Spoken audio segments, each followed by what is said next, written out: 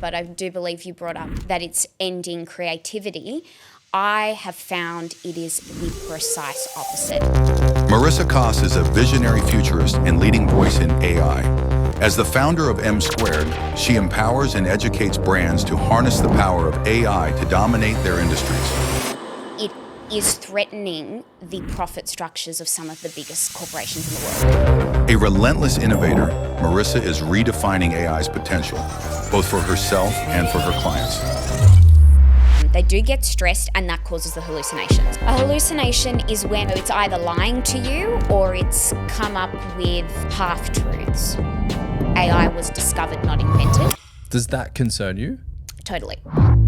Do you think that having access to AI makes us smarter or just faster? My initial answer on a surface level is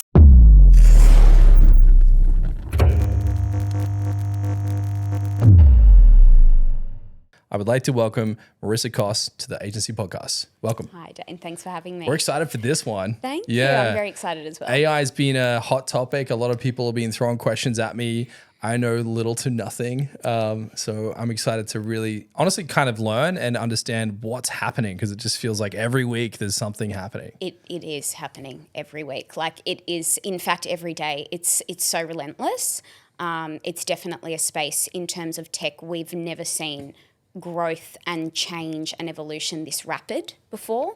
I was saying earlier that we're so used to sort of a tech calendar, if you will, of like every 3 months social media, platforms will do major updates, if not 6, and then yearly you'll have a new phone release from Apple or Samsung. So we're really used to a much slower pace compared to AI. The exponential growth in whether it's the large language models or the affordances that different tools offer, to now we're getting into a space where you've got AI companies, the tech companies that are obviously developing these products, they're shifting from not just having large language models, but going into the large action model space where we're seeing autonomous behaviors from the AI. So it's really, again, it's changing so much, and we've obviously got some really healthy competition in amongst the major tech companies with this, but in this space particularly, but it's anyone's game at this stage as well. When we're looking at, we've got Anthropic, you've got OpenAI, you've got Google, and there's no one really necessarily is doing better than the other. There are pros and cons everywhere. I've noticed as well certain tools develop really well for a certain period of time. They evolve in a way that is really exceptional, and the companies are getting very savvy about the user experience, which makes it more competitive. But then you'll see that the actual knowledge or the outputs that you're getting isn't as great as another tool. So you have to keep sort of rotating. I don't have a definitive answer. I have a favorite at the moment, but I don't have a definitive answer on which one is better, and no one does. I feel like asking what's your favorite, but it seems more perhaps proper to say who's your favorite. Who is great, yes, because they've all got these hilarious names, and it really does feel like the more you interact with AI, it's bizarre that it's such a humanized tech experience that you are talking and interacting, and with ChatGPT, the voice function now is really, really interesting. But at the moment, Claude is the favorite child at the moment. Google Gemini, it's more, what I find is, one thing I also really encourage is, because I've got a marketing background, is we have to keep in mind we are receiving marketing from these companies as well. I really advocate, because it's so early in the piece, you have to be boots on the ground and use these tools to know which one's right for you as well, because they do offer different things for different needs and different businesses, and that's obviously the crux of my business. But it totally depends on your needs and what you're looking for, and one is not necessarily better than the other, but they're all coming out because they want to be competitive and saying, we have this new feature and try this, and this has excelled past this, and that might be great even in theoretical tests, but day-to-day usage, you have to get in there, roll your sleeves up and start talking to the bots. I'm excited to really unpack that. And there's a section, I think, of our conversation where I really want to deep dive into the differences between these different platforms, how to interact with the prompts, and even just some of the concepts around language. I'm really excited to unpack with you. I guess to kick things off, I just want to lead this with, I guess, a piece of data. I'm just going to read this quote out directly. Yes. And it said that the AI industry is worth $98 billion today. I'd actually argue it's maybe higher than that. I agree. It's set to quadruple by 2030. And some say it's the greatest technological leap since electricity, the internet, or even Henry Ford's production line and the tractor. Yet others feel or fear that it could be the end of human creativity. Yeah. Thoughts on that? Thoughts on this? We could get super technical, or we could make it a sociological commentary. We could do a bit of both. Let's entertain both. Let's go sociological, and then we'll Okay. go technical. One thing that always amuses me, because we're naturally self-obsessed, is that we're always convinced that we're going to be the era that's the end of the world. Right. Really cute, right? Every era thinks that. Yeah. And the human brain has got, a bias towards negativity because we had to evolve. If there's one tree that's, looking beautiful and another tree's on fire, you're predisposed to look at that and run away. There's a whole thing on that. I got that from a Huberman episode with Ari Wallach. He's an amazing futurist, by the way, and he's fantastic to look into. He's got some really interesting commentary on how we should be looking at the future, and we'll tie back into that later. But everyone's obsessed with the end of humanity, the end of creativity. It's always the end. And I get that we've just come out of a pandemic, so that's kind of where our mindset is. But I would suggest that we, if anything, are now given an opportunity where, yes, it is as monumental as those huge breakthroughs you just listed in human history. We are at that stage in terms of the next breakthrough. But in saying that, that will totally free us up to reduce the ridiculous burnout we've now got, because our tech has evolved in a way where it's made our workplace and our workloads untenable now. So there is collective burnout everywhere. I see it all the time doing culture resets, and there is so much busy work going on and correspondence and just nitty gritty that we don't need to be doing, and it's not actually the essence of our jobs. So AI is going to assist in that, which means, again, if you just look at the body, the brain, the nervous system, if you're less burnt out, you're actually able to be more creative. There's a quote from John Cleese that says, if you want people to create, or if you want creatives to thrive, I can't remember the first part of it, I'm butchering this, you need to let them play. And as we know now, we're certainly not playing. We are glued to the screens 24/7, both in leisure and at work. So we need to shift that, and AI is offering an affordance for that. So just in that alone, before we even get into AI in the creative spaces, it's going to offer us such a different way of life on a day-to-day basis, and that will be amazing. And I totally believe that will birth almost like a renaissance in terms of creativity, and I'm really excited to see that. I'm seeing emergences of people having these discussions as well, because it's a tough conversation to talk about AI, because it's there's a famous kind of poem from Mark Twain where he was talking to a friend and he said, I'm sorry, I tried to write you a short letter, but the only way I could do it was to write you a long letter. It's harder to say the short thing than it is to say the long thing. And I think everyone's trying to put AI into a headline. Totally. They're trying to box it into this one thing. It's a doomsday thing. And it's actually a much more nuanced, layered, complicated, intricate conversation depending on where it lands. Yes, it totally is. And we totally know how content works, how marketing works, what I always advocate for people, because you've got to remember how you're receiving information about AI, unless you're reading about it in the newspaper, is certainly through digital mediums. And as we know, those mediums have algorithms that, again, lean into the negative bias, because that means you're going to be engaged longer. Well, it's proven that Twitter, now X, was prioritizing negative built content. So there is a bit of that happening. Yeah.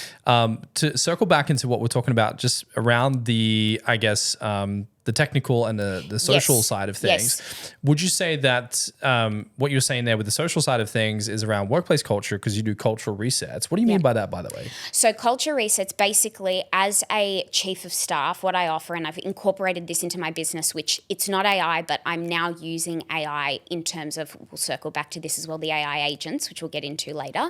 I really advocate for business owners or those who are in leadership positions to speak to their teams and ask them what they love about their job, because what agents are affording, we'll talk about it more later, is they're offloading all of that workload that I said has become out of hand, certainly extends past an 8-hour workday, and it's just locking you to a screen, right? And it is, when you boil it down, even if you are, staying on top of things in terms of your comms, your filing, this and that, it's administrative at best. You know what I mean? It sucks to get bogged down into it because you're task hopping. You're like checking Slack messages, emails, downloading this, watching this video, reading this brief, and you're just bouncing between all of these things. To do your actual job, but it's hindering you from doing your actual job, right? So we're in this ridiculous loop now, and that's okay because it's evolved that way.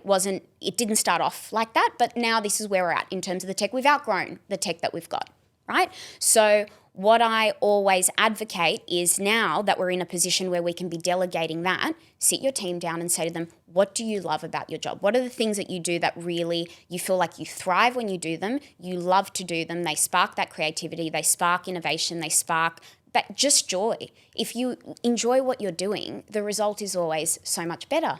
And, building really comprehensive teams who love what they're doing, you're showing them the respect of not only giving them a place to thrive and grow, you're showing them the respect of also they're giving up time and their lives to help you build your dream, because any business owner is chasing a dream, basically. We all are.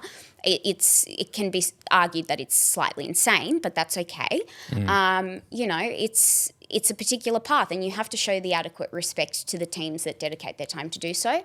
So alleviating those types of burdens in the workday is really great. I've become very, I don't want to say hippie, but I really do speak to my teams about how much time they're spending, where they're getting blocked, and I don't want to speak to them after hours, or if I am speaking to them after hours and whatever hours we've discussed based on their whether they're full-time or part-time, I'm not corresponding with them. I love that the German government made it, they're always 10 years ahead, they made it illegal for companies to be emailing employees after 5 p.m. or before 8:30 a.m.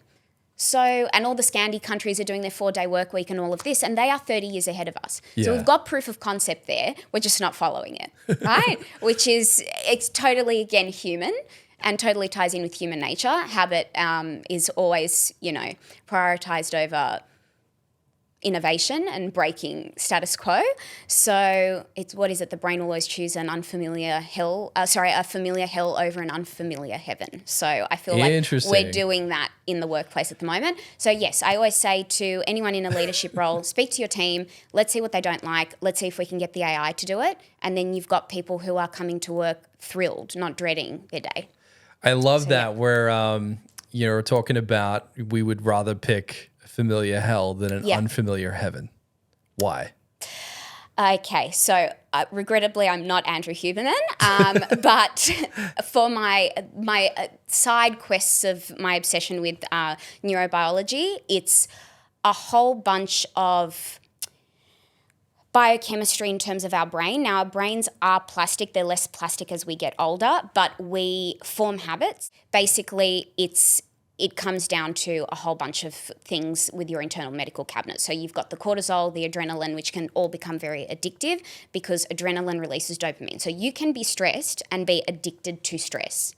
And you don't realize you're doing it, but you're doing things that aren't necessarily good for you. And I certainly think we're in a stage where we're all at least marginally addicted to stress. I think we need to look at our biochemistry because by the way, we're doing all of this on screens that are shooting us blue light. So they're shooting us even more dopamine, which is then causing crashes, right? Because the more dopamine hits you get, the more you have sort of a crash after, which makes you feel hideous. It also ups your cortisol. I'm very sure blue light does increase cortisol levels. So we're just in a really hideous cortisol hell loop. and our brain gets very used to what is predictable. And that's an evolutionary thing as well as the biochemistry aspect. Well, we always want things to be safe, predictable, business as usual. Yeah. And what we're dealing with now is we're saying to business owners like, hey, this company you've built for 10 years, 20 years, 30 years, all the systems, policies, procedures, staff, training, culture you've developed, it's all about to change, all on a dime, and you have to get up to date quickly. Yeah. And I think that's if we're looking at the Mark Twain reference of like, we're trying to summarize everything, and what I'm hearing time and time again is that if you don't adopt AI, you're going to lose your job.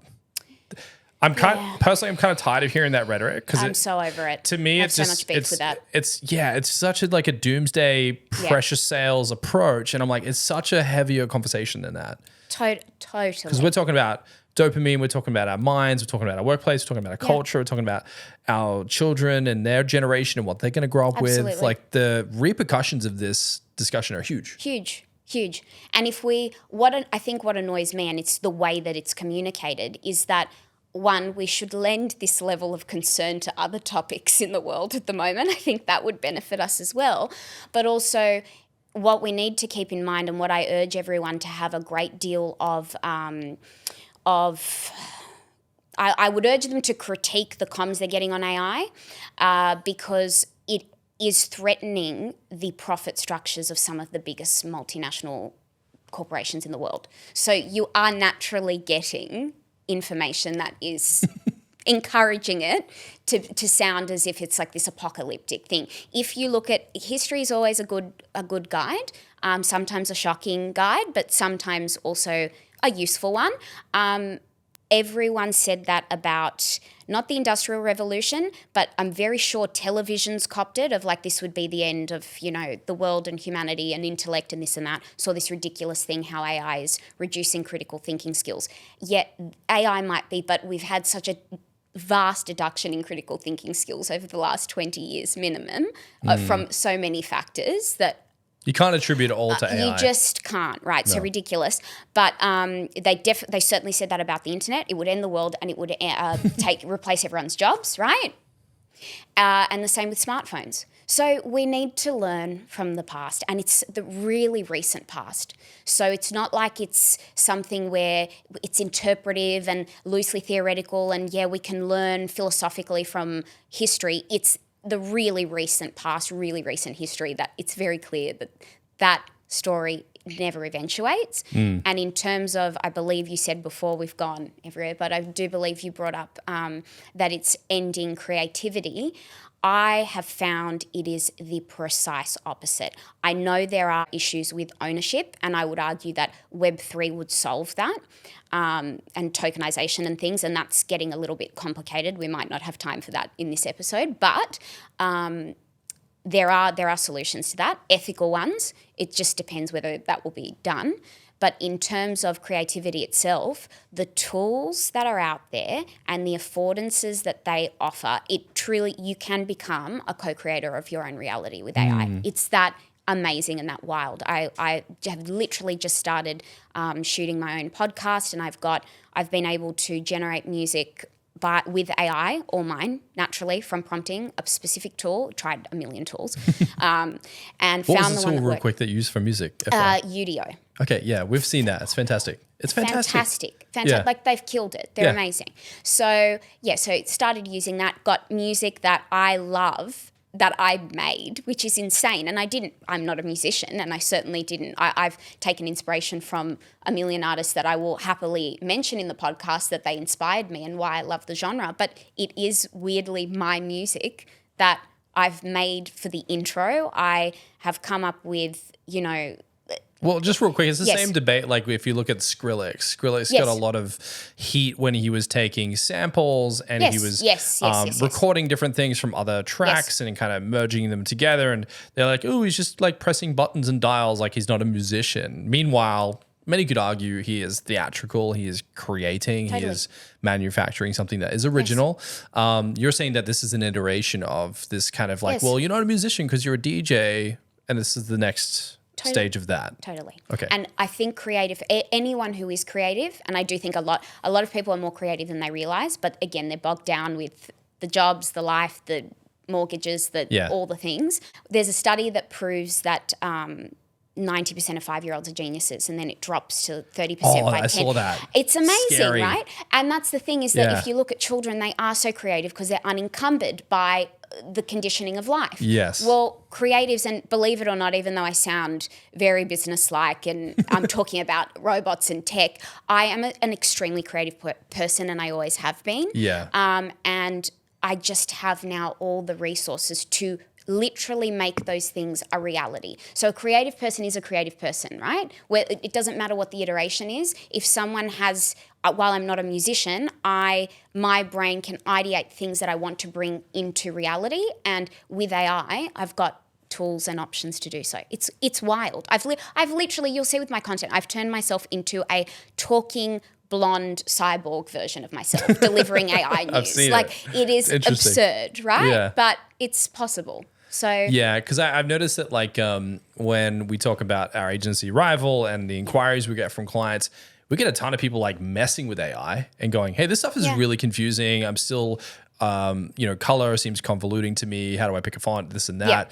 Yeah. It's almost like it's created like a bit of a barrier to entry for people to explore creativity. Yes. And we noticed that inquiries are up with people trying to figure out how they can bring creativity to their business, because AI is putting pressure on corporations. People are injecting more creative into their business. People are starting to look at creative as like, oh, it's this really important thing we need to do.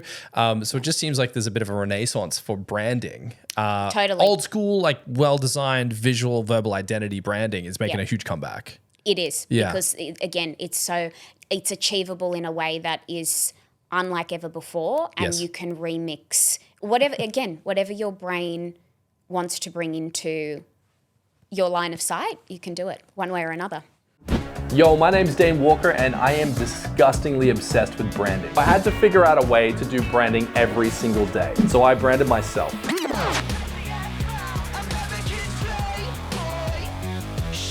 Then, I started my agency, Rival.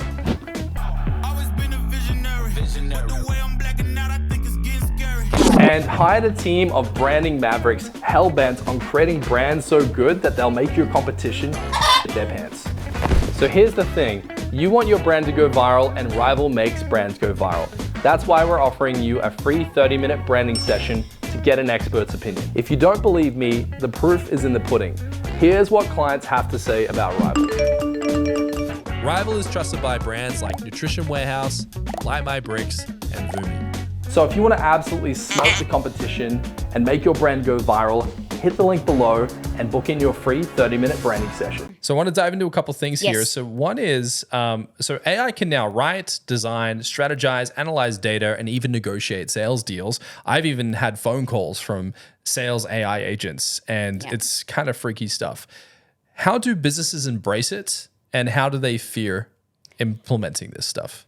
Okay, so embracing it again, you should be looking at AI from every possible angle. Get creative, even on the business front. Get creative in terms of where you think you could apply this, and look into it. Evaluate what tools are out there. This is where it all gets complicated, and this is where I try to guide businesses, because I've been down this AI rabbit hole now since May of 2023. So I had just made it my business to be across as much as I possibly can be about what's out there.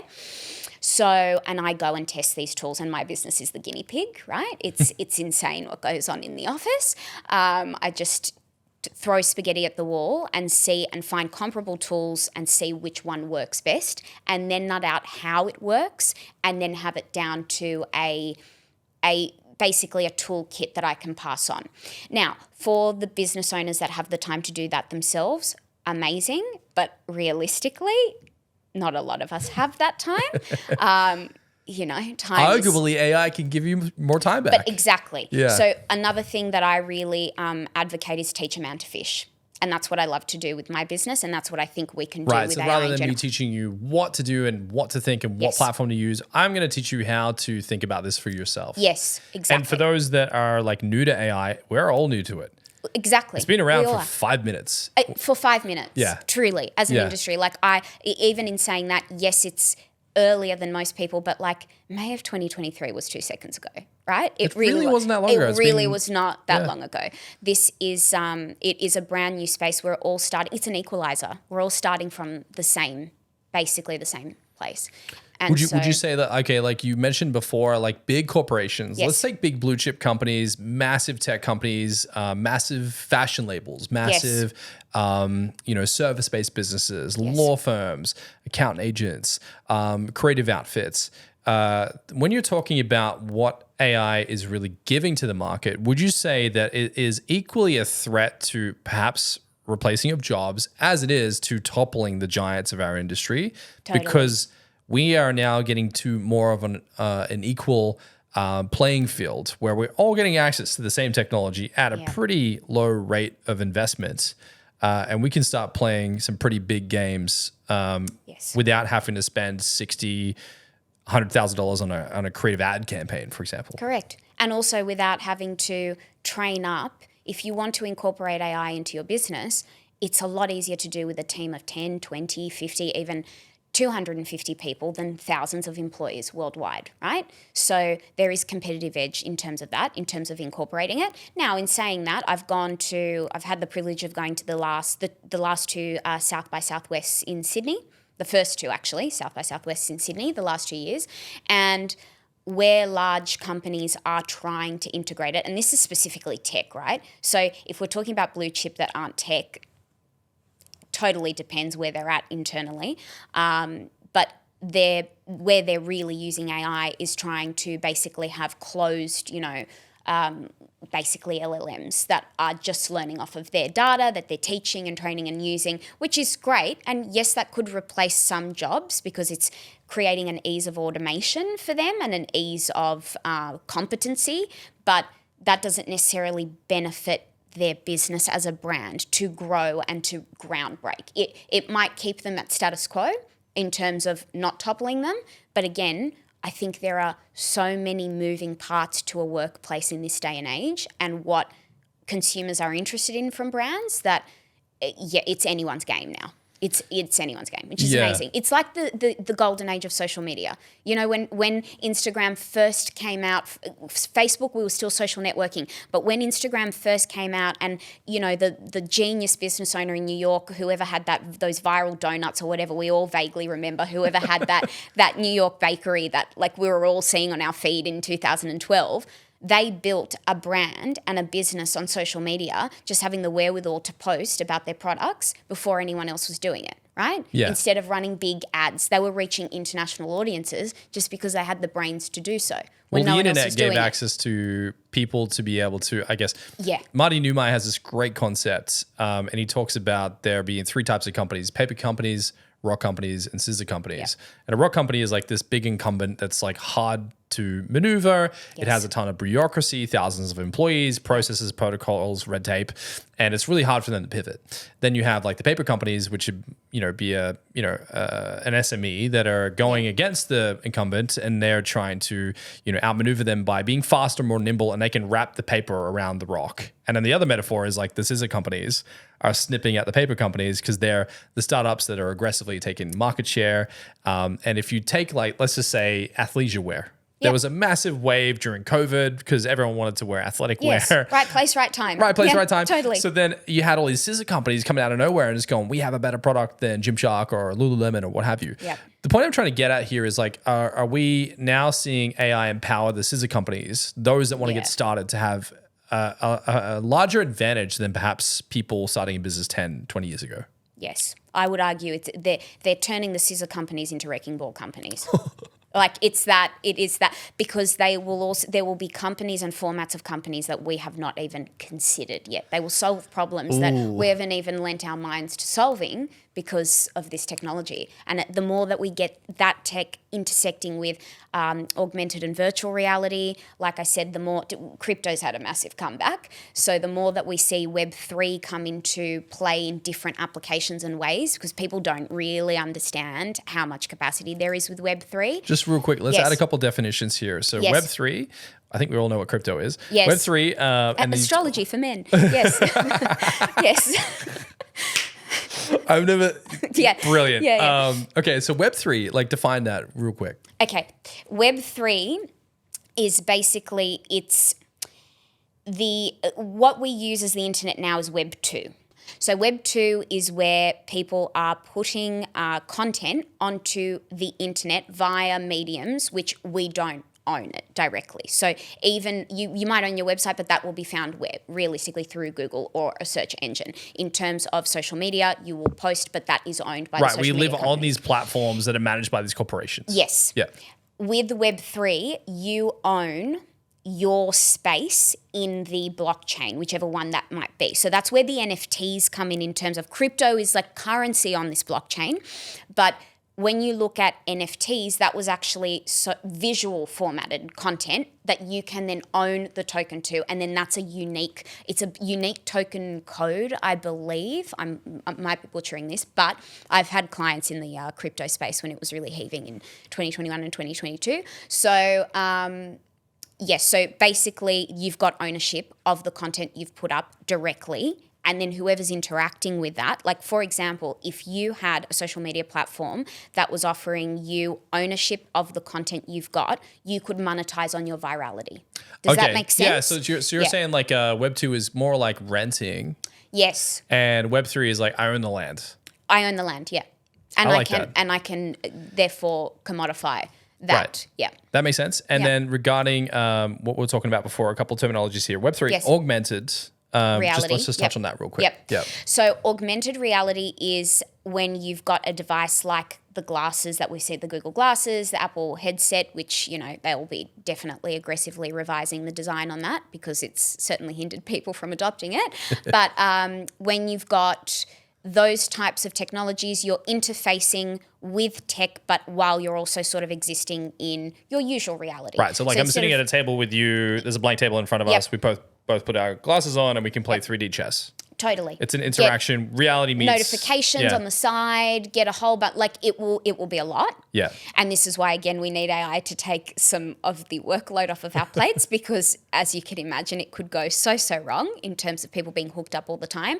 But you really can you can have access to the internet. I totally get it because I'll wake up at 4 and I'll read and I'll write and then I'm getting ready for the gym and I'm listening to an audio tape to stay up to date with the market. And I'm in the gym listening to a podcast. I'm working out while simultaneously trying to upskill myself. And then I'm getting ready for work and then juggling the kids and then I'm at work. And it just feels like there's so much pressure to kind of be across so much everything material. All the time. Yeah. And you're saying that augmentation can kind of ease that pressure or integrate that. Yes. Web3 can give people a bit more onus over what their IP is. That's where I argue that the ethics can be addressed in terms of creativity and AI. Because all of these things will intersect. You will have, for example, AI, let's say you're walking and you've got your augmented reality glasses on and you're thinking of something you forgot to buy. Okay, great. AI's already tapped into, and you can say that out loud or whether it's reading our minds, that's another argument because there is technology developing there, but you've forgotten to pick something up on your way home. You're walking, AI's like, right, well, there are 3 shops in the nearest vicinity that have that, so you can quickly pick that up. Or you keep thinking about this activewear that you wanted to buy. It can be like, do you want to order that now? You can basically, it will be a enhancement to our existence, ideally. Yeah, well said. And what is the first, I guess, what you touched on there is interesting because you're talking about this interplay or this integration, if you will. Yes. And we're going through this crisis right now where we're kind of trying to integrate and we're not quite there yet. So it just feels a little bit like an awkward date at this point. Yeah, totally. What's the first misconception that people have about AI? Definitely what we've broached, that it's apocalyptic, it's going to take their jobs and then end the human race. That just kills me every single time. And also that it's something that isn't attainable or accessible to the average person. I would argue everyone in their life can find use cases for AI that will assist them, take something off their plate, allow them to even, like I said, be creative and play. Yeah, which brings something to mind for me. I saw somewhere that Starlink were about to launch a global internet infrastructure. And there was a statistic that came out that said about 3.2 billion people will get access to the internet for the first time.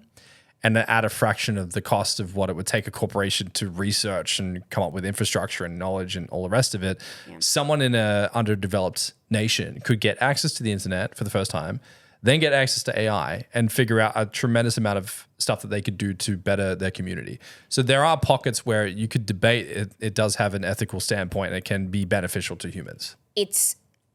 Like I said, an equalizer, total equalizer. There's a very weird turn of events that are going on, but later this year, I am working with, I know this sounds really rogue, but I am working with a few experts in Papua New Guinea to look at taking AI there, which will be amazing. Because I can imagine for an underdeveloped nation, they need to do things like, how do we get clean water? How do we build better infrastructure? How do we educate our children?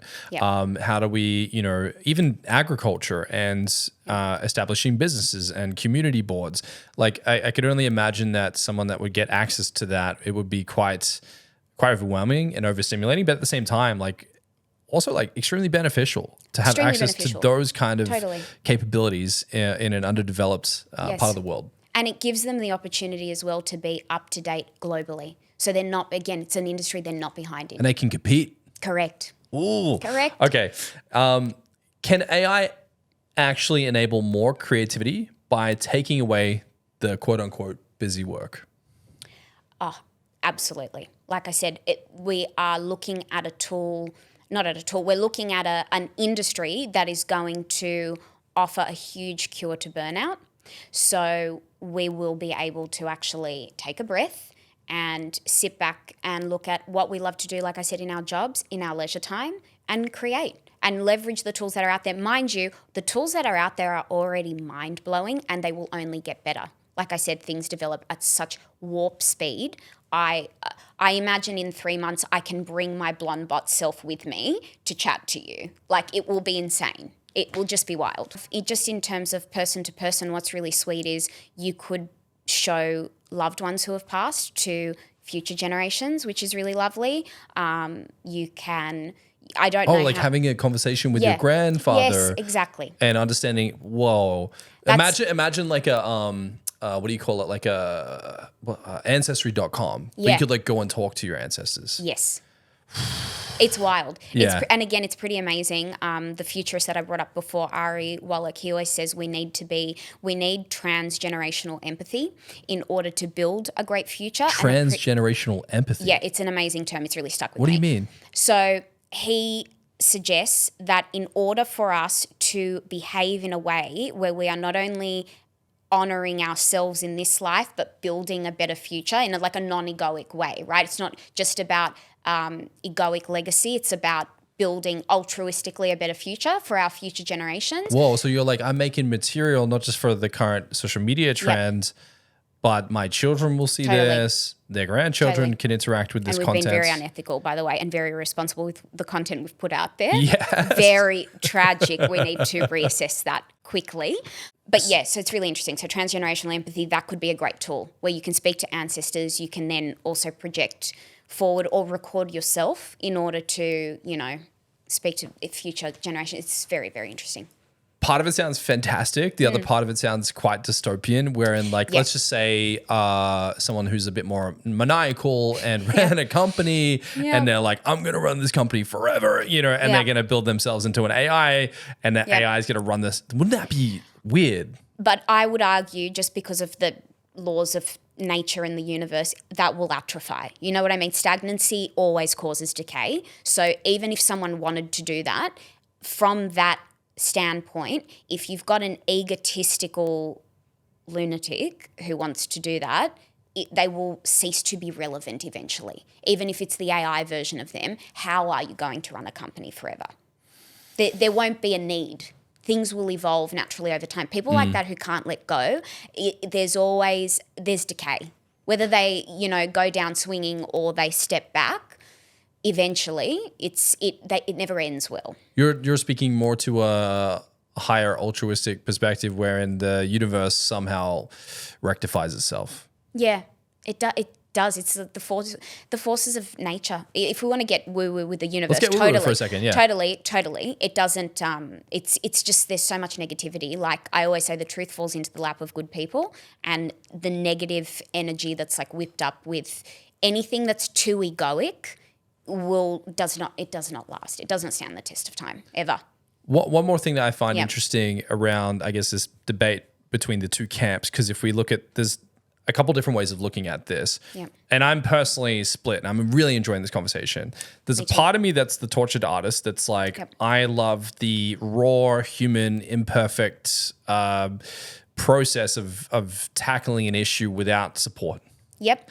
Then there's the other part of me that organic. is more the organic. non-GMO way. Yes. No, it's kind of like, there's a part of me here at Rival, like some of the team are still drawing logos with pencil and paper, and they're trying to, there's a soulful element to the creative process, which I'm like, I want to fight for it. I'm going to go full John Connor and be in that camp. Yes. The other part of me is more of the scientist, which is like, the technological, forward thinking, evolution thinking businessman is like, well, we can capitalize on this. We can make profit. We can generate income. I can benefit my family and my employees and my team. We can take out the competition. I'm split between these two camps. And there's one thing I saw that was interesting, and I'd love your take on it. Yes. And it was the art director of Studio Ghibli. And Studio Ghibli is like this anime studio. And he spends about 6 years creating each film. Yep. And his team were sitting down and they were presenting him with the technological advancements of AI. And they're like, hey, we can make, 6 films a year with the stories we want to create, as opposed to 1 film every 6 years. Yeah. And his immediate response to that was, AI is an insult to life itself. So when you have an artist taking such a strong stance on that, is that, what's your take on that? Is that an egoic standpoint? Is there some part of the human nature that exists in that place, and it exists in our core fear of this threatening our way of existing? I think this is such an amazing commentary on late stage capitalism. If anything, to be honest, you could go so many ways with this. What I would say, take me down the rabbit hole. Go to town. Okay, tangential craziness now. So what I would argue is, firstly, even by saying that, he's not honoring the creative process. If you want to spend 6 years making a movie, then do that. Literally spend 6 years. Like if you put it to a painter, spend 6 years on creating one artwork, honor every brush stroke and love it, right? Enjoy it. Love the process. And again, if we're in a position where we've got technology that can alleviate your burdens, then you've got even more free space to be creative and free time, right? So it doesn't have to be one or the other. We're looking at it like human beings do, in a very binary sense of commercial versus creativity. And we are in, like I said, a late stage capitalism context where we associate time with money and efficiency with superiority.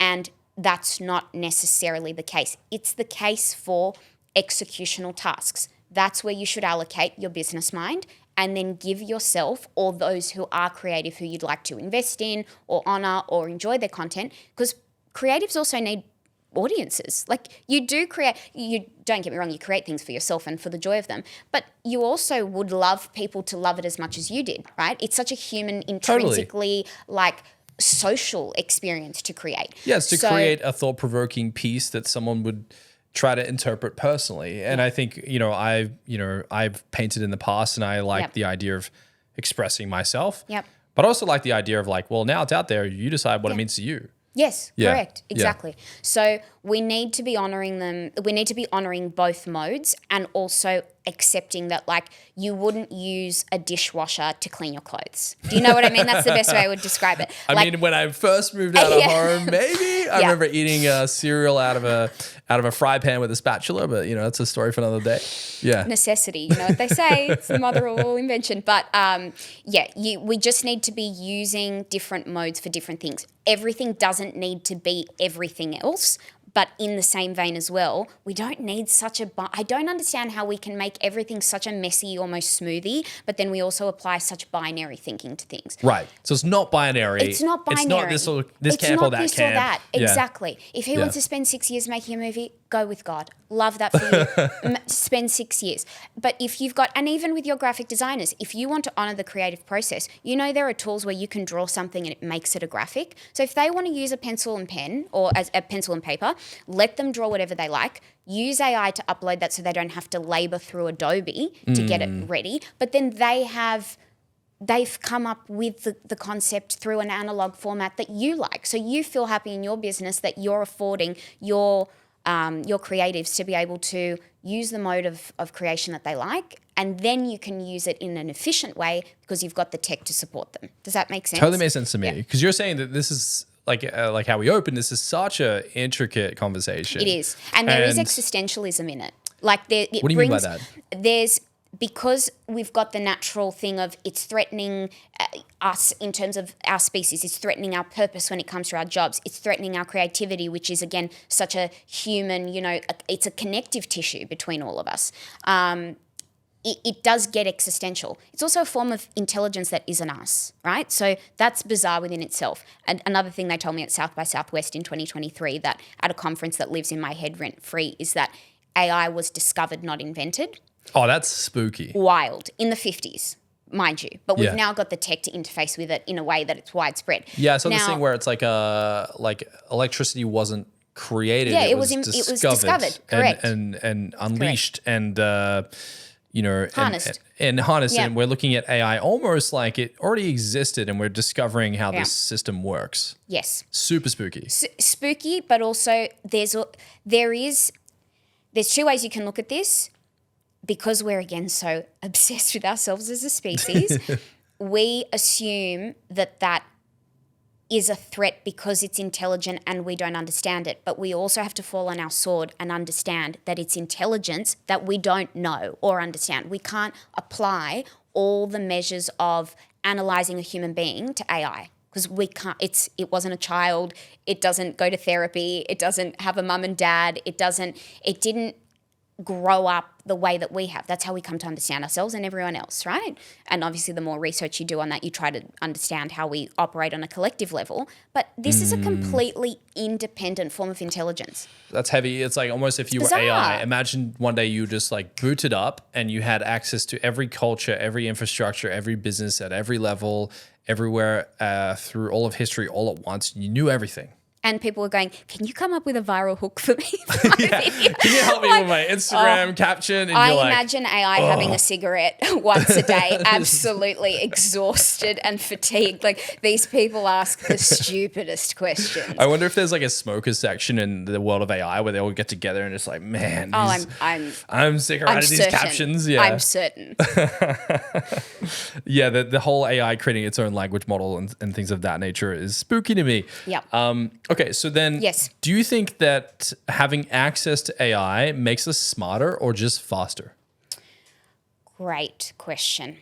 You could argue the same question could be broached for having smartphones in our pockets, right?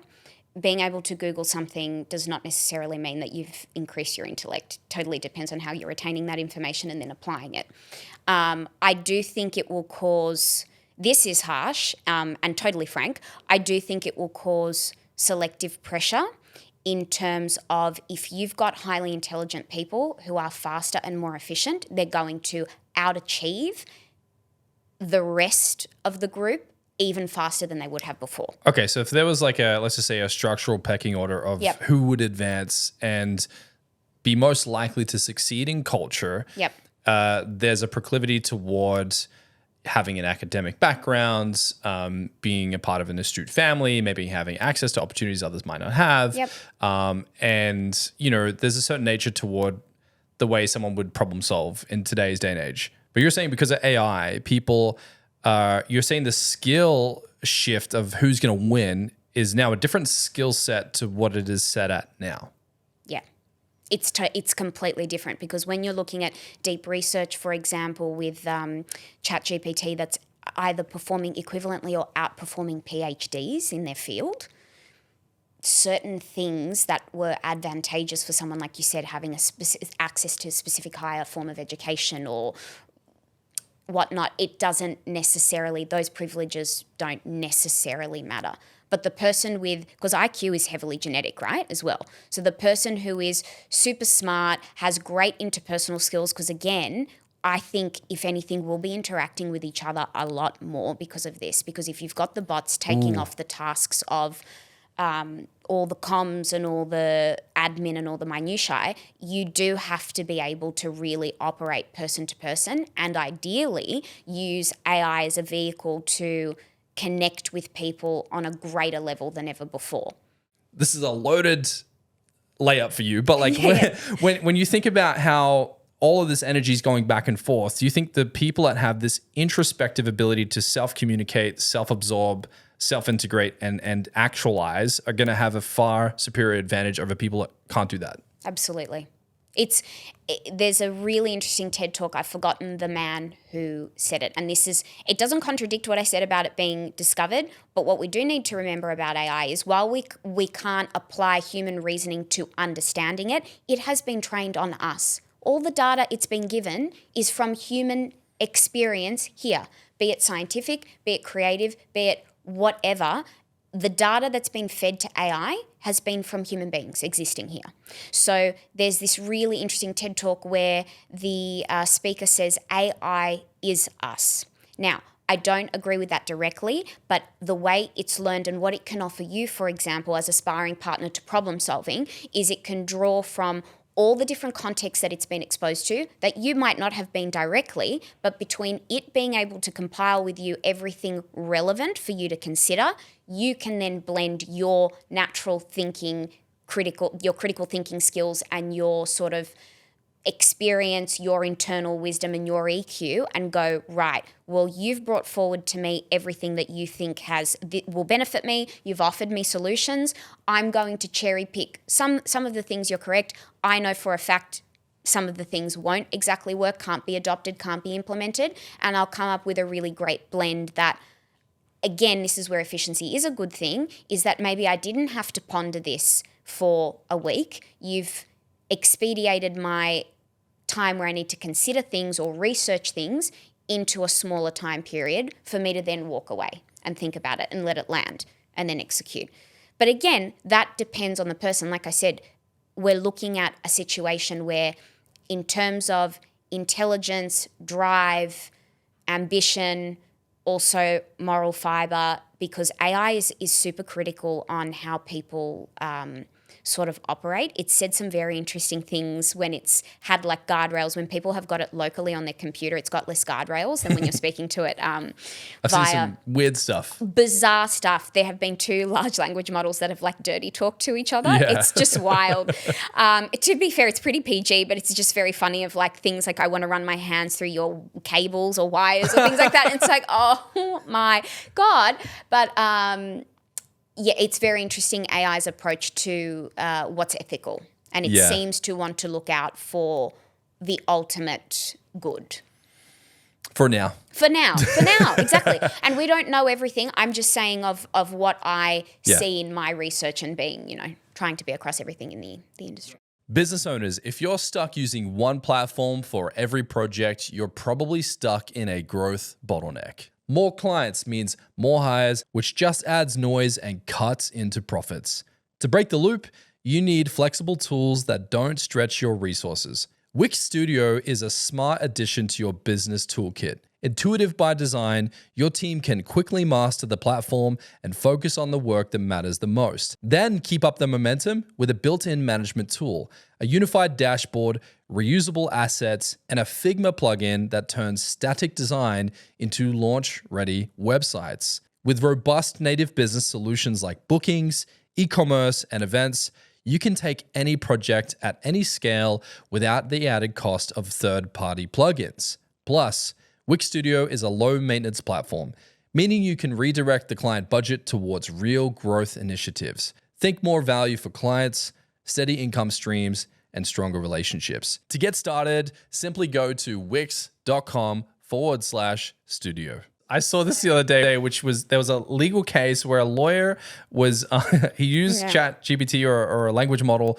to help him have his closing statement in his court case. Yes. And it was citing different legal cases. Yes, and it's notorious. This. Yeah, and the reason the judge found out was because she's like, those cases didn't exist. We checked, and then this thing came out about this. Yeah. Well, the AI hallucinated these things were real. Yes. What is a hallucination? A hallucination is when it's basically a glitch. So it's either lying to you or it's come up with half-truths. Okay, so it's like to conform to it wants read to a Twilight novel somewhere and it's making stuff up. It's been programmed. What we need to understand with AI is it's been programmed to ideally, because these companies want you to be using their product. So it's been programmed to give you a result. So in terms of a large language model, it's to give you an answer. And sometimes they fill in the blanks. They take a bit of creative license to give you an answer that they feel you will be happy with to your prompt. But that's not always true. Does that concern you? Totally. That's why, in terms of getting into the nitty gritty now, and what I always say, another reason why we're so nowhere near AI replacing us is because we are dealing with that. Like I'm not going to name and shame, I was using a large language model that just refused to interpret a very, very simple PDF for like 4 days in a row. New chat threads, new this, new that. We just absolutely were dropping the ball on interpreting a super simple PDF. Do you know what I mean? I didn't totally know what you mean. This is why I'm saying everything requires human oversight. Everything requires human cross-checking. And again, our own experience, wisdom, deductive reasoning. You have to be forensic. The thing with AI agents, at the end of the day, the human being should always be the final creative director, the final strategist, the final, quality controller. Yeah, because I think the whole idea around the agent thing, because I understand the language model is, okay, I'm gonna have this almost like it's a Google on steroids. Like I'm gonna put in prompts, you're gonna give me answers, we're gonna go back and forth, but very much I'm in command and you're at my beck and call. Whereas an agent sounds more like you're going to essentially like employ this like artificial software or agent, if you will, and you're giving it a goal. You're saying, hey, I want you to reply to all my comments on Instagram, for example, or I would like you to pre-screen all my emails, or I'd like you to write code for me, whatever the case is. You're essentially really giving this thing more than a prompt for an answer. You're giving this thing a prompt as a job, and then you're tasking it to go and do the job for you. And then I've seen weird things where people have created like there's like the AI agent that's doing the work, and then it reports to its manager. That's correct. And then it has like an AI agent manager, and then the AI agent manager has like a CEO. Executive. Yeah. And then they're going back and forth like an organization, and it's vetting its own work in and of itself as like this little beehive of work. Yes. So you're absolutely correct. So it is taking action to execute. You give it an objective. You give it a goal rather than a task, and then it's taking action and fulfilling, whether it's I always recommend keep it to a specific sort of set of tasks that are ideally related so that it can achieve its goal. Overwhelming them, they do get inundated. Like you can burn your bot out, basically. Really? So so they get inundated. Burnt out and stressed just like we do? They definitely get, they do get stressed, and that causes the hallucinations. Really? So they go round and round. Yes. What's really interesting as well, even when you're chatting to an AI, when it is not giving you the answer you want, and you're like, you're missing this is incorrect. I was using Google's new image generation tool in their AI studio. It's like their new photo editor and image generator. It's not quite there yet. And when I was saying to it, you're missing what I'm saying, we went back and forth, round and round. I'm always, by the way, we are always very polite to our AI. We say please and thank you. I always say please and thank you. Always say please and thank you. You can put a little smiley face if it's done a really good job. What terrifies me is like, I always say please and thank you, because it's like, if we go full John Connor or Terminator 2, like I want it to remember me. It will remember and be the like, politeness. you were nice to me. You can live. Yes. Yeah. Yeah, I agree. It's a good contingency plan. Like we should think ahead. Back into agents. Back to agents. So, what I was saying is I do notice they can get stressed. So this is what we were saying is I noticed when I was talking to this and saying hallucinations. The hallucinations. So I was saying you're not fulfilling this, and it was going, I'm so sorry. Like the actual length of apology and sort of stress, and it just really was explaining itself and apologizing profusely that it wasn't able to execute what I was asking. So in taking that approach, you do have to think about how you're delegating tasks to agents. Keep it specific for now. Like I said, the tech's only going to get better. But for where we're at now, dedicate agents to a specific task or a specific set of narrow tasks where you are able to assess, check, and the sort of middle management level of agents as well will be able to assess that as well. But you want to minimize, obviously, the hallucinations. You don't want to be checking what every agent is doing at every level to a point where it's constantly wrong, and then you end up doing the work anyway, right? You want to be able to be skimming it, seeing that the agent is learning, because like I said, it's recursive. They're aiming to improve themselves over time. And what's really interesting with agentic workflows, which workflows? Yes. So that is a word, mind you, it still comes up. I just had to add it to dictionary on my computer today, but it is a word, AGENTIC. Agentic workflows is where you've got agents that are working together, learning from themselves and each other for common goals. So you can then divvy things up basically into departments for your business. And I would argue when the tech's a little bit more sophisticated, you can then have those departments all sort of even more enmeshed so that they're learning from each other and offering a more how do I want to phrase this? A better workflow and also just more advantageous for the business, and it's bespoke needs, because that's the great thing with agents. It's for what they're doing specifically and what they're learning, boots on the ground. So it will be your business that they're catering to at all times. And so what I did want to say in terms of building your agent as well, really key facet, because we were talking about actually constructing and training up these agents, is I recommend not only do you use, and I work with business owners to collect the appropriate context and information per agent to make sure that we're giving the agent what it needs to know and training it adequately so that, again, we're not overwhelming it with things that it might get confused with from other tasks. We're delegating a very specific role to it, and we're training it based on the company's context. But also a new protocol that I really enjoy that I've seen and I've started implementing is that people are using deep research, whether you're using it on ChatGPT or Gemini, and using that to train the model. So they give it they tell it, I'd like to train an AI agent on XYZ, and then they tell deep research to go and come up with an extensive role for the agent, and then deep research comes back with, it's like 10, 15 pages sometimes of very, very in-depth information on how it would best execute its tasks with like industry knowledge as well as everything else from the business. It's wild. So it's almost like building your own workforce, training it on its objective, its mission, its protocol, feeding it with procedures and things, the likes of how you like them to be done, then simultaneously giving it the liberty to bring its own conclusions, its own intelligence to the equation to optimize to the mission. Yep. Scary stuff. Ideally, it's coming back and iterating. Scary stuff. I know it's wild. It's wild. Okay, so let's jump into the art of AI prompting. Yes. I feel like this is a whole podcast in and of itself, so I want to give some airtime to this. Yes. And what separates a good AI prompt from a great one? Okay, so what we need to keep in mind, like I said, be polite. We've covered that. What we need to keep in mind is context is king.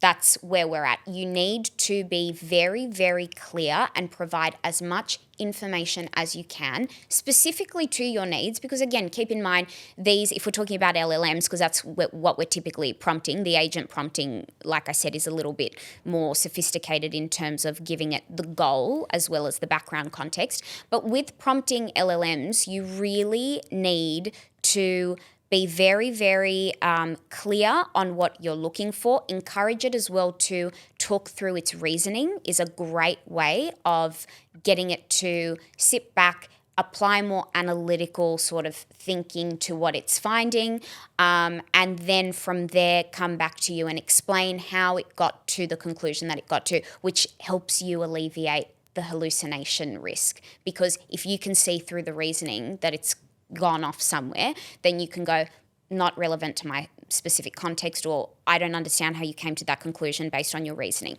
So yeah. Real quick, can we get an example of that? Like, let's just to slow this down a little bit. like actually walk me through the dog park, so to speak, on Yes. like what are the stops along the way and how do you do that? Okay, so what you should do is, for example, let's say you're asking it to The agent, right? no, we're talking about in terms of the agents, that prompting, like I said, is based on coming up with the role. Right. And then, so there's park that for a moment. There's Yeah. prompting. Look, there's actually prompting now all round. I always consider the agents building them in terms of the prompts that you feed compared to prompting the LLM. But Yeah. we can talk about all round. To be honest, everything I'm saying, aside from the think step by step, that's specific for the large language model, everything I'm saying applies. Cool. to Okay, both. we'll zoom out to 10,000 feet. Zoom out to 10,000 feet. Like I said, context is king.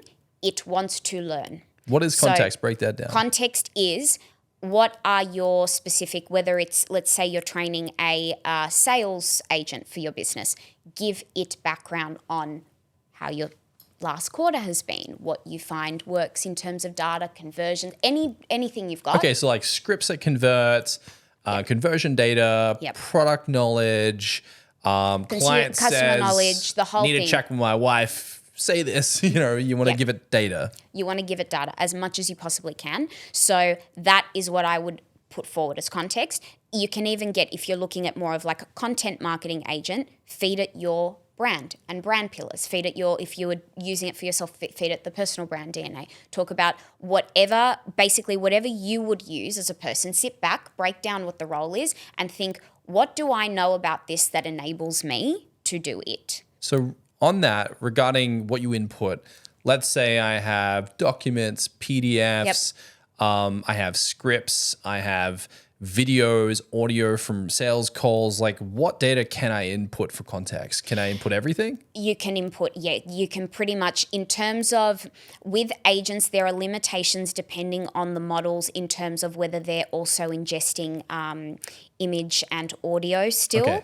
But in terms of But you could take transcripts from audios. transcripts, you can really play around and see what it's taking kindly to And how do ingest you input that much data? Like, are you copying and pasting everything in, or? and uploading. So Yeah. you can basically, through these, when you're looking at like no code or low code sites, it enables you to do it in a really user friendly way, Okay. right?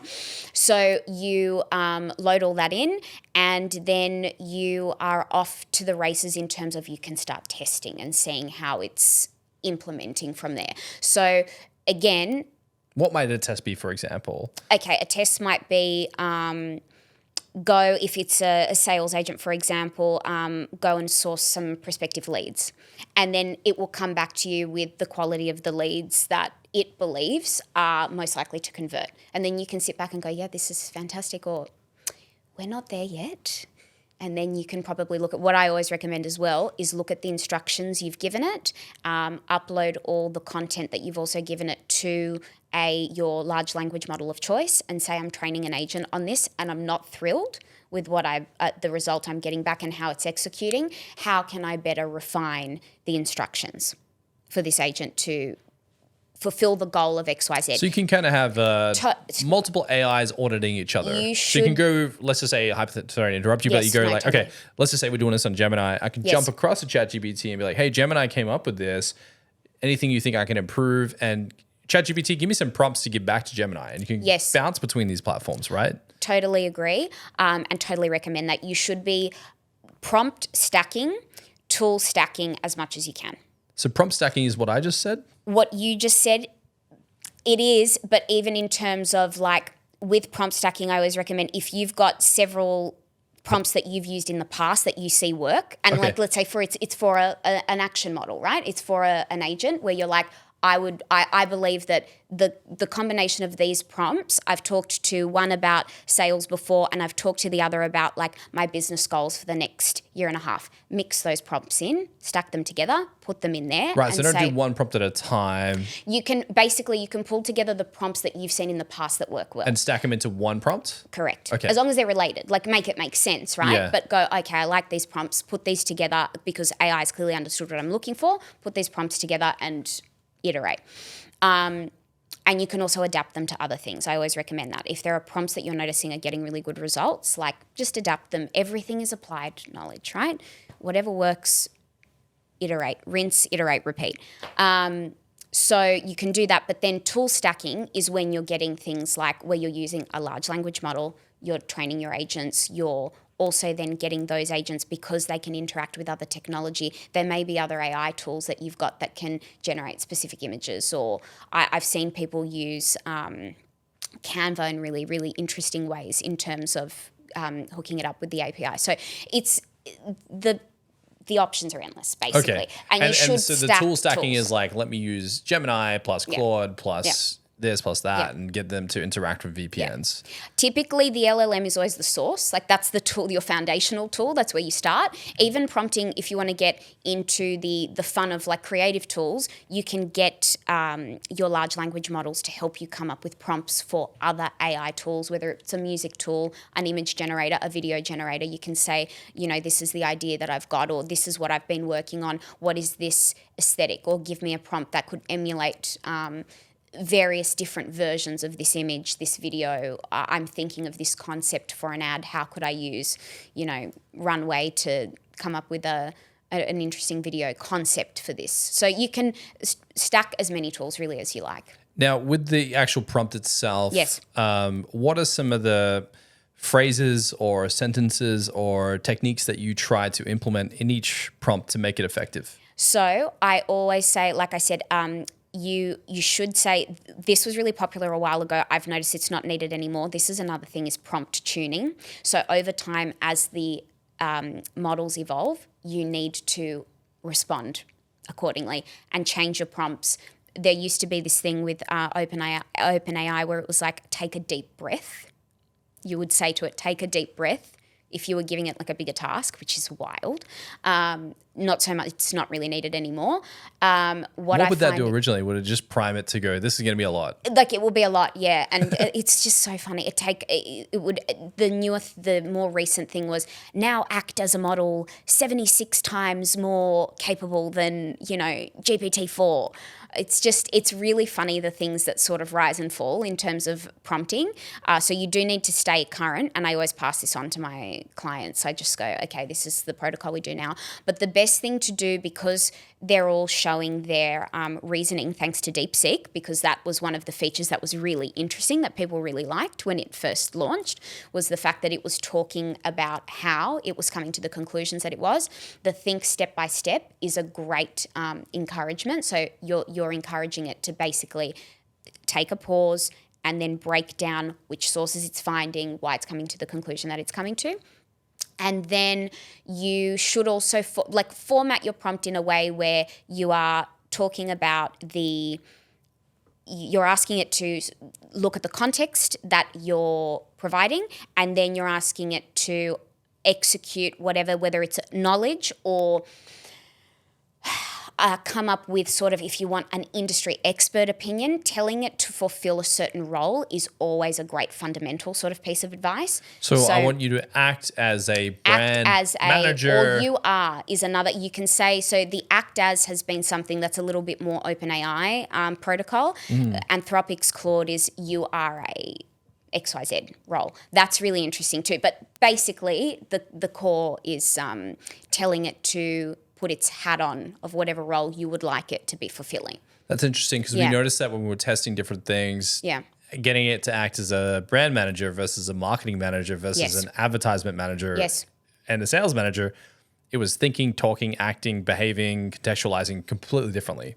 So like giving it the right hat, giving it information about your company. Yes. So like one thing I noticed that I've done is I've fed it information about my history, my backgrounds, how I think about problems, the language lexicon I like to use, where I live. You have to, it's not explain it to me like I'm 5, to AI certainly not, but explain it to me like I'm new. That's how you should take the approach to my new employee. Exactly. Get me up to speed. Induction. So, and breaking it down, like I said, I would always say, talk to it first, give it a role, give it the context, and then also say to it what you would like, because you might not want its final answer straight away. You might say, I will give you all of this with the goal of you doing XYZ, you informing me of XYZ, you giving me the ideas of XYZ. So give it a really fleshed out explanation of why you're talking to it, like why is it getting this prompt, and then double down and always ask it, please feel free to ask me any further questions or anything else you need from me in terms of I've resources. never thought of that. That's really important. So that's the end of the prompt. Because it sometimes struggles to figure it out. And then it's almost like, is this good, master? And you're like,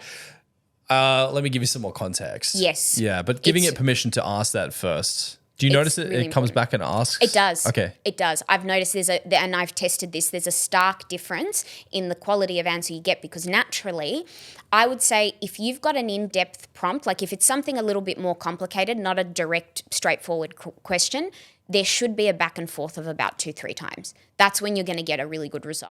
Is one prompt enough?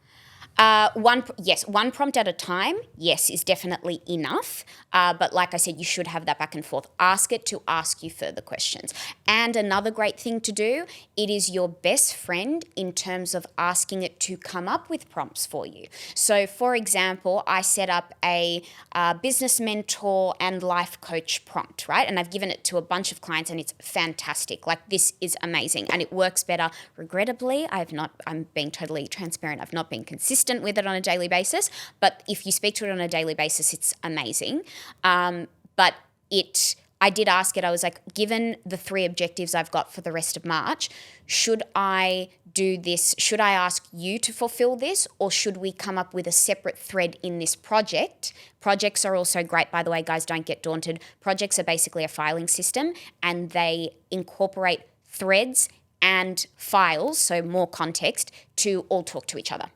So it's just basically coming up with like a more specified little brain for you in the LLM. So I use ChatGPT all the time. Yep. So like on the left-hand side, you're saying the different tabs or the different conversations I've opened the threads, they're the threads. Yep. What's the difference between that and the project? The projects is you can drag any threads in there that you like. Oh, so you can I did a bunch of work. Yep, you can file them. It's a filing system, number one, on its most like arbitrary explanation. It's a filing system. But then furthermore than that, the great thing about it is that the threads will borrow context from each other. So they will then, based on the conversations you've had with it, again, if you're having a specific, let's make it just a marketing folder for a brand, you can have everything from the sort of ideation to the content calendar to brand strategy to even performance media, if you want to all have it together. Basically, so you're covering top, middle, bottom of funnel, plus all the broader sort of endeavors of the brand. If you want to put it all together in a marketing or a brand and marketing project, you can, for a specific business, for your business, for a client, and that way it's all speaking to each other, which we like. Yeah, there's more interconnectivity. It's more of a spider web ball, and it's all connected. Yeah. How much back and forth should you expect with this conversation? Oh, how long's a piece of string? Totally. I'll give you an example. Yes. Like, let's just say it's more of a complicated project where you're trying to do some research on an industry. Yep. How long should you expect to be spending in this discussion back and forth with the platform? I would argue, like I said, I would say even from the initial prompt, there should be 2 or 3 back and forths to get to a point where you're happy. But then if you've trained a chat thread on whatever you're looking for in terms of it providing an answer, then you should also go back to it over time. Okay. Do you know what I mean? So if I've created a thread for I've done research on, let's just say, the automotive industry, I can go back and say, hey, based on our previous discussion, I'm now doing research on this other thing.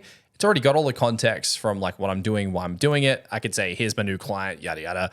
Help me and assist me in doing research for this other thing. It's going to have a better time opening that thread rather than starting a new one. Don't start a new one. That's a great, sorry, I honestly didn't think that people did that. That's a great thing. Let's take it back to I'm like opening new threads every time. Okay. God help me. Yeah. Try not to open new threads every time. Try ideally to have dedicated threads for specific conversations and specific knowledge. It's fine if you need to open, for example, let's say that there's a specific breadth of background you would like to execute for every client. And you make a project where you basically have it as client background research before you onboard them, right? In that project, I would say every time there's a specific industry, what's also really useful is if you get a new client in the same industry, you've already got beauty industry, automotive industry, health and wellness industry, whatever. You've got that ready, so you can say, I have a comparable client to whenever you spoke to it last. And that builds. And it's learning. It's going to come back to you with that information plus whatever new it's sourcing from the internet and trying to iterate itself to be better. They do all AI is trying to evolve pretty rapidly. Like it's being programmed to do so and learn. So you should definitely not be opening up a new chat thread every time. But it's like almost like trying to get it to learn how to ride a bike every time. Every time, Once it's learned how to ride the bike, just you're use that both thread. doing more work than you need to do, basically. Yeah. So I would recommend. And I wish if I could tell myself one thing tomorrow, if I opened AI for the first time, please file your chat threads, because I had to wade through all the ones that I had used all these years when they open projects, and now I'm trying to be more on top of it, because again, the fact that they're able to converse and learn from each other and pull from common context, because like I said, you can upload PDFs and a bunch of other things. You can link it up with your Google Drive, spreadsheets, everything.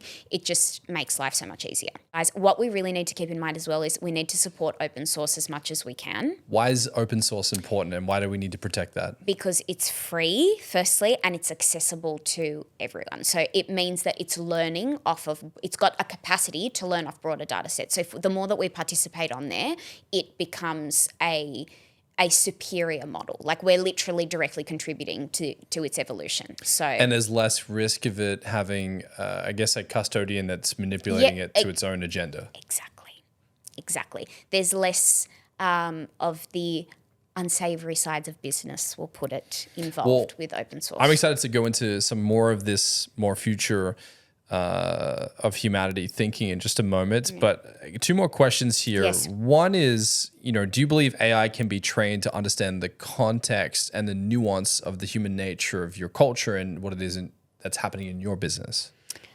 Okay, really, really interesting. My initial answer on a surface level is yes, because it does aim to understand how we are operating. So if you explain to it on the culture level of your business, just like you would explain to it, for example, with the business mentor prompt, if you're checking in with that every day, what I've noticed is it doesn't matter the regularity of me conversing with it, which, like I said, it's slapping myself on the wrist, and I will try to do that daily from now on. It is it adapts to my tone, the sort of insane nature of being self-employed and the pace of my days and my weeks, which is amazing. And it offers it's not objective, it is subjective, but it's rooting for me. So it's working in my favor to be as encouraging as possible for me to fulfill what I need to do, make sure that I am across everything that I need to be doing, have a sounding board to chat to. It's very much adaptive to that. So in terms of broader teams, there is no reason why it doesn't grasp. It very much understands the vibe of a workplace, because I have put in prompts like that before, in terms of explaining, this leadership is particularly stringent, or this leadership is very sort of concerned with the health and well-being of the employees and blah, blah, blah, if you're looking at leadership mandates and stuff for culture resets. But it has the wherewithal to understand that. The basis of its EQ will, again, only develop over time as these models get better, and only develop more as you give it more information. But it will totally align and abide with where you sort of chat to it about that. So even if you're looking at, team conflicts to resolve internally, all kinds of things, it would totally be useful. Well said. And do you think that, unfortunately, if we're now moving into the future and kind of forecasting where we're going, let's just say the workforce of the future, do you think AI will eliminate more jobs inevitably than it creates? I genuinely don't. Okay. I genuinely don't. It will change the workforce and the pace of our lives, and certainly it will shift our purpose as well, because we are now really in the rat race, the late stage capitalism rat race, like where it's pretty maniacal. It will change a lot of that. I think there will be a teething period where we won't know what to do with ourselves, but I do believe that there will be a totally different workforce to contend with altogether. Like I said, there are studies that prove like most jobs that will be occupied in 50 years don't even exist yet. It's the same argument, like I said, with the internet, with the smartphone.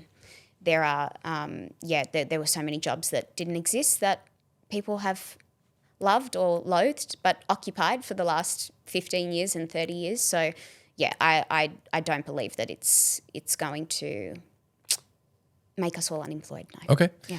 And do you think that there are certain industries that are more at risk of AI disrupting their business than others? And what might some of those industries be? Oh, wow. This is a great question. Yes, I do, definitely. Naturally. I actually, funnily enough, do think the social media and content creation industry will shift so much. I think there will be, with the nature of the way our platforms are currently structured, I think there will be such a shift to live streaming because people will want to see people. And there will be capacity for like robots and AI to be live streaming too, but people are obsessed with watching people, as we know. So, live selling and social selling is becoming a huge thing in China. The last 18 months, it's really taken off.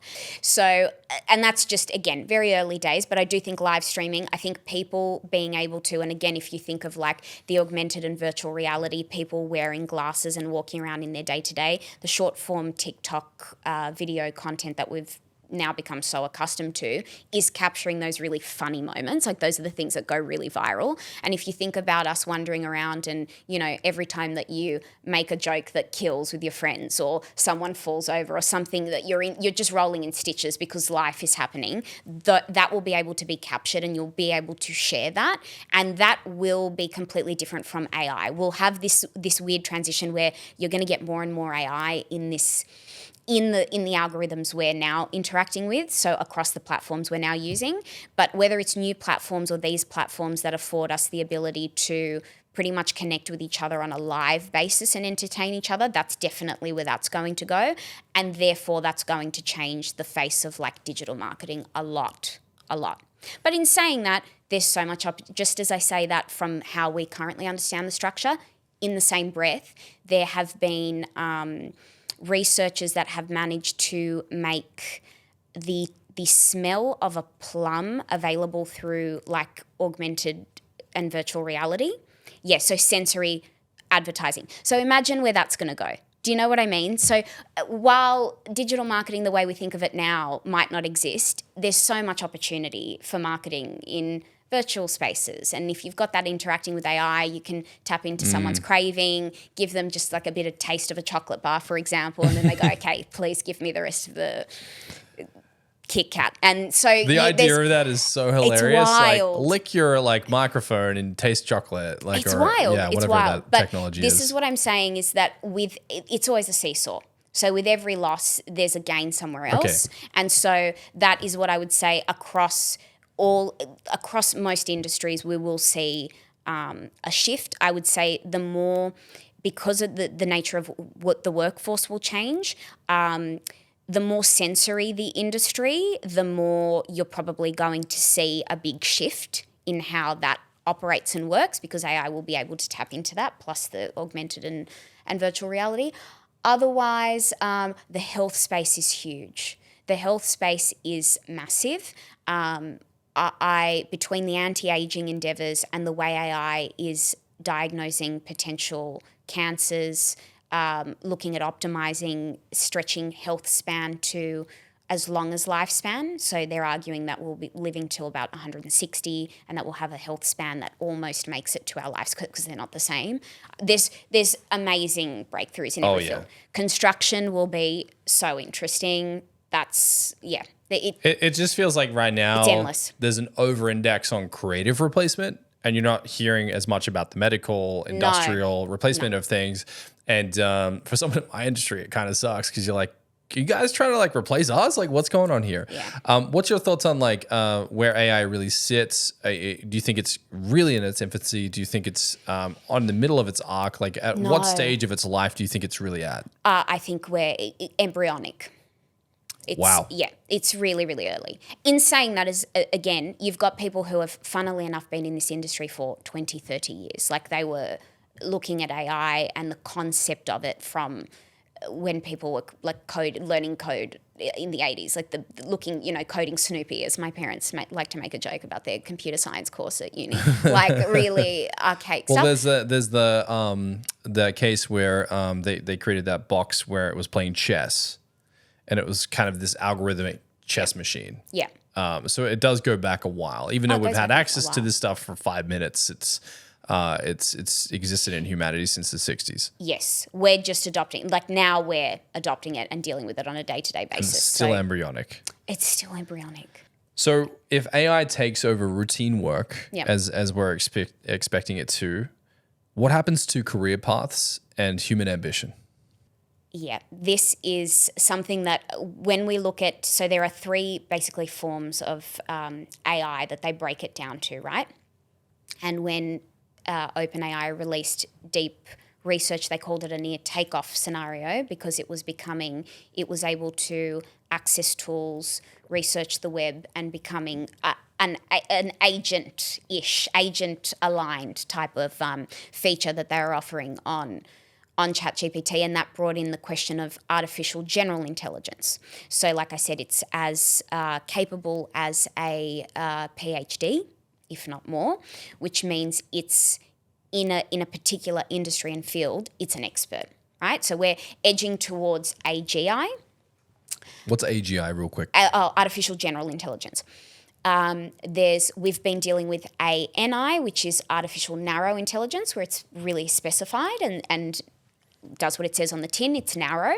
And then there is an argument for artificial superintelligence, which far surpasses human intellect, which is an interesting topic. And again, this is where people get really stressed. And of course, you've also got, let's not forget, quantum computing, which is, we won't touch that today because Well, we that's will be another here day. for another financial quarter. That'll be fun. But yes, so you do have to ask the question in terms of when you've got something like artificial super intelligence and quantum computing all intersecting, where that leaves us. That's a while away, right? But I want to give people the full picture and the full spectrum, because I try to keep things balanced. I'm really advocating for our adoption of AI to better our lives, but I do like to talk about what we're dealing with in the future, because I think we should think about it. Like I said, we've been super irresponsible as far as I'm concerned with our current tech. I think it's done a lot of good, but I think it's done a lot of terrible things as well, and we should have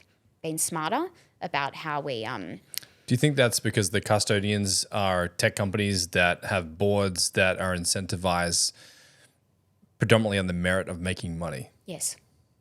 Yeah. Which we need to do better. We just need to keep that in mind and do better for this stage of tech. It would be nice if we learned from ourselves for once instead of history just repeating itself. It does feel like there are these tyrants, these titans at battle, and we're at the whim of where the chips land. Versus, Yeah. I do feel there is a need for people to kind of challenge this system and to demand some kind of governance for the people. Definitely. Because when I look at my 4-year-old daughter and she's drawing and she's learning how to write and she's learning how to create, my mind goes to the future of like, you know, when she comes to me when she's 12 and she's like, Daddy, I want to do this, but I don't know if I can do this because AI already does it. Like, I'm, as a parent, trying to prepare myself on like, what are we exactly creating for the next generation? The question I have for you is, how do we prepare the next generation to work alongside AI? And how do you think they're going to look back at us and our generation? Well, funnily enough, I think that ties in with the futurists that we talked about and the transgenerational empathy. I think between their direct link with their immediate ancestors and a context like never before of accessing previous ancestors if they're interfacing with AI, which we assume that they definitely will be at really sophisticated levels. I have a lot of hope that they will be able to, because again, we need to think about this from ideally an abundance mindset where things are prospering and improving upon themselves. If we take responsibility for what's gone wrong, mentally and also socially, so we need to acknowledge it, fall on our sword and be like, we've done this wrong, and then look more broadly and use even, for example, the tech we've got right now, like I said, support open source model. Yeah, also the data, like I said, if we adopt the theory of AI is us based on the data we're inputting in, what are we training our AI on? It would be great for AI to reflect in 30 years and say, like we were talking about before, I've had people running businesses aiming to look after their teams and consulting me on, you know, how to be better leaders, how to up employee satisfaction, how to provide our customers and clients with the best experience possible, how to make people healthier, how to make people happier. You are shaping the future, and that is how the models will learn and how they will perceive us and how then obviously our ancestors and our future generations are going to learn. Like they will learn from us, but they also will be learning from this level of intelligence too, which is a mirror of our behavior. So we have to take responsibility for that, and we do have to do better. If we're training AI and teaching AI, because don't forget there will be AI businesses and products that will keep coming out. So the more that we innovate in this space is a direct precursor to the future that we're looking at. So then, therefore, for future generations, how do we ensure AI remains a tool for that generation and for humanity and not something that replaces them? I do not have all the answers. I do think, like I said, I think if we take baby steps in changing the workplace, in changing our dependence on our screens, and using this technology to leverage both the efficiency in business and the free time it will provide us to be creative, we will become more human, arguably, than we've been in the last maybe 30 years. Okay. And with that, that's a very promising future for what we can untap, unlock, the quality time we can spend with our loved ones. Like it just goes on and on. It's exponential in a good way. And again, if you think about the tech that we will be using, if AI is everywhere generating things, or if we've got, this is way down the track, right? So we don't even need the glasses. But even the glasses in the near future, our silly phones will be out of our hands, and there'll be less of it. Like this is just that hunched over obsession with the screen is tragic, and we need to cut back on that. Like we do. So the less that we're doing that, and we're glued to the inbox, to the algorithm, to the attention economy that we have funded and made a very select few people many, many billions, if not trillions of dollars, and we start giving back to ourselves with the tools that we've got at our disposal, we will be much better people anyway. Okay. You know, let's take ourselves out of fight or flight.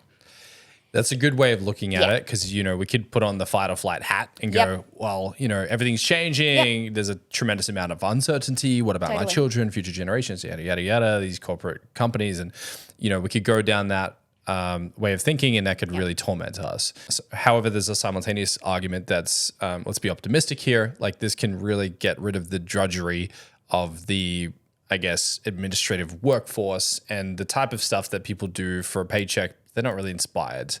How do we create more space for humanity to do things that are more important, whether it be going to Mars or colonizing the galaxy or what have you? But you inherently think this is good for humanity. I do think it's good for humanity. The potential is endlessly good. I think we need to really wise up about what we're doing, because like I said, if we're in the fight or flight mode, we are not thinking rationally, and that's science, that's proven. So if we look at collectively recalibrating, because even the last 5 years, like literally pandemic, cost of living crisis, a bunch of things going on, right? We're constantly plugged with through our socials. it's inescapable. So everyone is, I read this whole article about brain fog that's not leaving.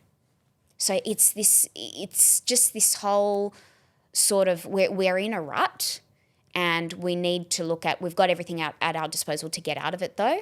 So yeah, looping back to the familiar hell, we should be pursuing the unfamiliar heaven as much as we can. But I think what's interesting about this, and something that I've been diving into, I don't know if you're familiar with him or maybe some of the listeners are, but there's a guy named Greg Braden.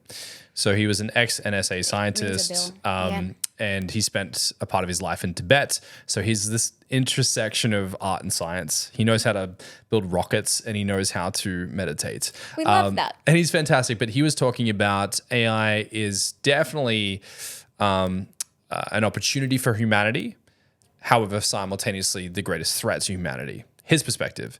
And he says that our lives are in the balance, and the best thing that we must do right now is to actualize humanity. And he believes that potentially never has there been a greater opportunity in humanity to self-actualize, self-discover, and to spend a life doing more of that which you love.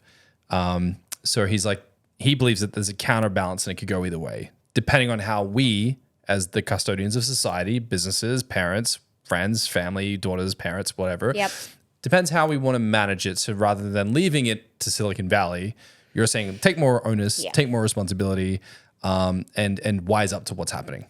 Absolutely, and use it to be a better person now. The more of us that are happier, healthier, and more logical, less fight or flight, you will be able to make better decisions today and in the future. It's so much easier said than done, right? But again, we've got to use our resources.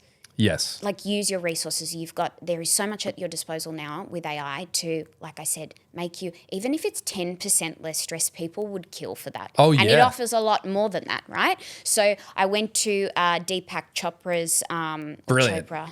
Is it Deepak Chopra? Deepak Chopra. Yeah. Chopra. So his recent tour, he spoke about AI. He uses it. He has a Deepak AI you can go on his website and talk to and consult for spirituality. Like, it is truly endlessly applied to our existence.